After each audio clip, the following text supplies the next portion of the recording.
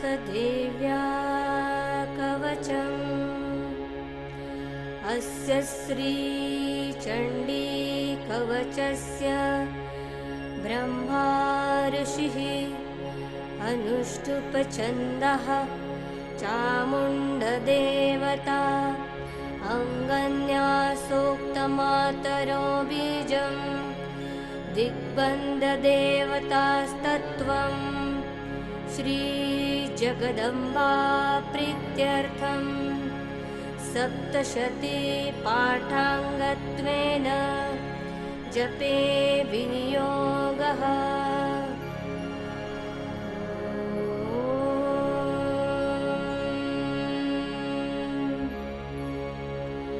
नमश्चण्डिकायै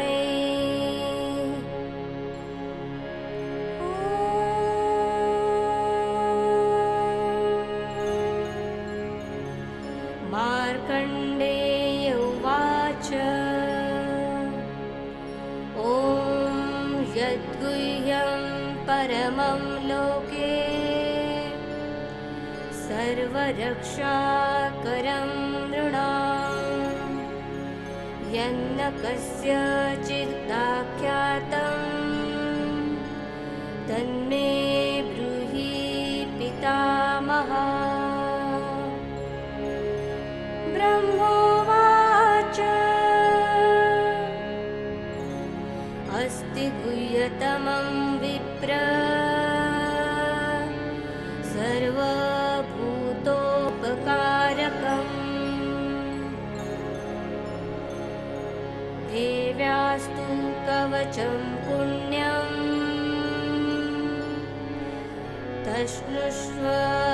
महामुने। प्रथमं शैलपुत्री च द्वितीयं ब्रह्मचारिणी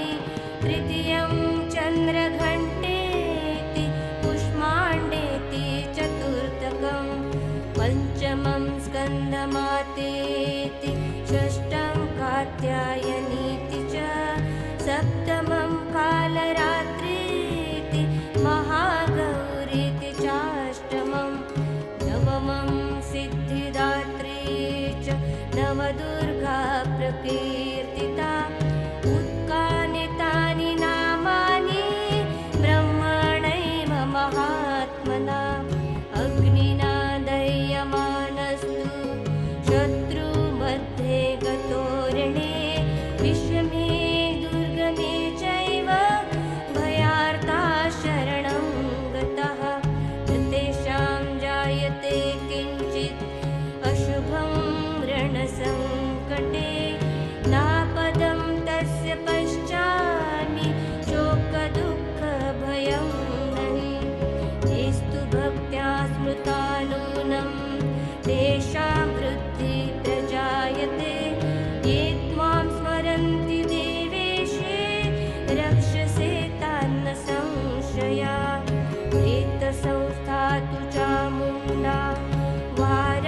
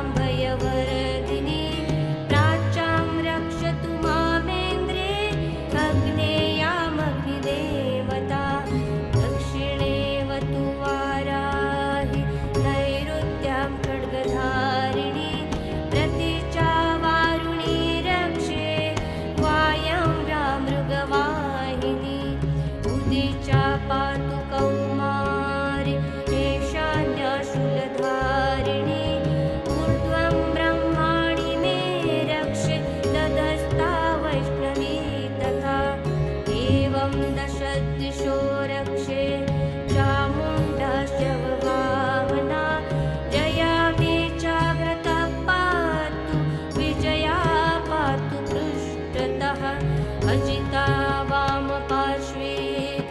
दक्षिणे चापराजिता शिखामुद्योतिनिरक्षे मुमामूर्ध्नि व्यवस्थिता मालाधरी ललाटे च भ्रुवोद्रक्षे यशस्विनी त्रिनेत्रा च भ्रुवोर्मध्ये यमघण्टार्चनासिके शङ्खिनी चक्षुषोर्मध्ये श्रोत्रद्वारवासिनी कपोलोकालिका रक्षे कर्णमूले तुषाङ्करी नासिकायां सुगन्धाश्च उत्तरोष्ठे च चर्चिका अधरे चामृतकला जिह्वायां च सरस्वती दन्तान् रक्षतु कौमारी कण्ठदेशे तु चण्डिका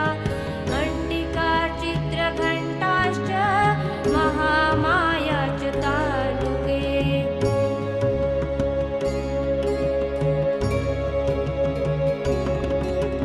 कामाक्षी चिबुकं रक्षेत् वाचं मे सर्वमङ्गला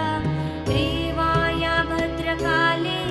च पृष्ठवंशे धनुर्धरी नीलग्रीवा बहिः कण्ठे नलिका नलकूबरी स्कन्धौ खङ्गिनी रक्षे बाहू मे वज्रधारिणी हस्तर्योदण्डिनी रक्षे अम्बिका चाङ्गुलीषु च नखाशूलेश्वरी रक्षे कुक्षो रक्षे कुलेश्वरी स्तनौ रक्षेन्महादेवी मनःशोकविनाशिनी हृदये ललिता देवी उदरे शूलधारिणी नाभौ च कामिनी रक्षे गुह्यं गुह्येश्वरी तथा पूतना कामिकामेणु उदे महिषवाहिनी भट्ट्यां भगवती रक्षे चानूनि विन्ध्यवासिनी जङ्गे महाबला रक्षे सर्वकामप्रदायिनी उल्फयो नारसिंही च पादपृष्ठे तु तेजसे पादाङ्गुलीषु श्रीरक्षे पादाधस्थलवासिनी नखान्दंष्ट्राकराली च केशाञ्च ऊर्ध्वकेशिनी रोमकुटेषु कौमारी त्वचं वागीश्वरी तथा रक्तमज्जावसामांसा न्यस्तिमेधासि पार्वती अन्त्राणि कालरात्रिश्च वित्तं च मुकुटेश्वरी पद्मावती पद्मकोशे कफे चूडामणिस्तथा ज्वालामुखी नखज्वाला अभेद्या सर्वसन्धिषु शुक्रं ब्रह्माणि मे रक्षे छायां छत्रेश्वरी तथा अहङ्कारं मनोबुद्धिं रक्षन्ने धर्मधारिणी प्राणात्मानु तथा व्यानं मुदानं च समानकं वज्रहस्ता च मे रक्षे प्राणं कल्याणशोभना रसे रूपे च गन्धे च शब्दे स्पर्शे च योगिनी सस्त्वं रजस्तमश्चैव रक्षे नारायणी सदा वायु रक्षतु वाराहि धर्म रक्षतु वैष्णवी यशं कीर्तिं च लक्ष्मीं च धनं विद्यां च चक्रिणी पुत्रम् इन्द्राणि मे रक्षे पशून् मे रक्ष चण्डिके पुत्रान् रक्षेन्महालक्ष्मी भार्या रक्षतु भैरवी पन्थान् सुपथा रक्षेन् मार्गक्षेमकरी तथा राजद्वारे महालक्ष्मी विजया सर्वथा स्थिता रक्षाहीनं तु यत्स्थानं वर्जितं कवचेन तु तत्सर्वं